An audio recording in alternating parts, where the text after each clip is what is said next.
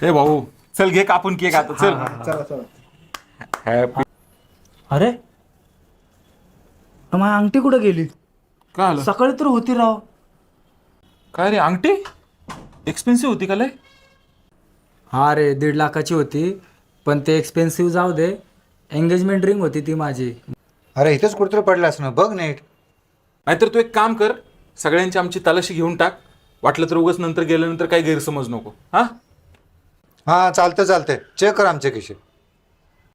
अरे राहू द्या, फ्रेंडशिपमध्ये असं चेकिंग बेकिंग करायचं मला काही योग्य वाटत नाही. जा. अरे ते सगळं ठीक आहे, पण हा का नाही म्हणत आहे चेक कर म्हणून? अरे चेकिंग बिकिंग काय, आपला मित्र आहे तो, बेस्ट फ्रेंड आहे आपला. त्यांनी चेकिंग घेतली आपली तर मग सगळा विश्वास, फ्रेंडशिप सगळं तुटून जाईल ना. म्हणजे जाऊन द्या काय असेल ते बघतो मी नंतर.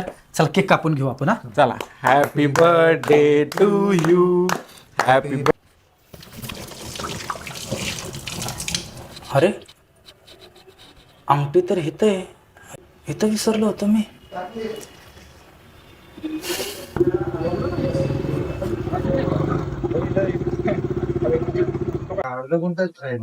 अक्रम हे राव कृष्णा, मी तुला सांगितलं ना, मी तुझी अंगठी नाही चोरली राव काल. तसं नाही रे, अंगठी मला सापडली घरी. पण मला एक प्रश्न पडलाय, जर अंगठी तू चोरली नव्हतीस तर तू तलाशी का नाही घेऊन दिलीस? चांगलं झालं सापडली तुझी अंगठी. जाऊ दे ना त्या बाकीच्या गोष्टी, सापडली ना तुझी अंगठी, ते महत्वाचं आहे. जाऊ दे. तसं नाही भाऊ, मला आहे ना जाणून घ्यायचंय की तू का असं बोललास. काय सांगू तुला माझी परिस्थिती, माझी गरिबी. माझा लहान मुलगा आजारी आहे रे. जेव्हा तुझा फोन आला होता ना पार्टीसाठी, मी येणारच होतो, माझी इच्छाच नव्हती. माझा मुलगा म्हटला की पप्पा जावा त्यांच्या पार्टीला, मोठ्या लोकांची पार्टी आहे, मला मिठाई घेऊन या म्हणला तो. त्यासाठी मी आलो. तिथून मी मिठाई चोरली रे. आणि सगळ्यांनी माझी तलाशी घेतली असती तर माझ्या खिशामध्ये काही नसतं, मिठाई सापडली असती. त्यामुळे मी सगळ्यांना मना केलं.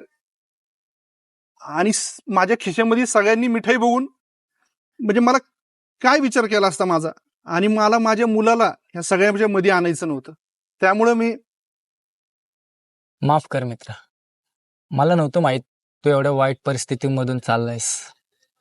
तुझ्या पोराचा हॉस्पिटलचा जेवढा काही खर्च होईल सगळं मी करेन. हो, लय उपकार होतील भाऊ, माया लय उपकार होतील. अरे उपकार, येडा बेडा झालास का? अरे दोस्त आहे आपण, तुझ्यासाठी एवढं करणार ना.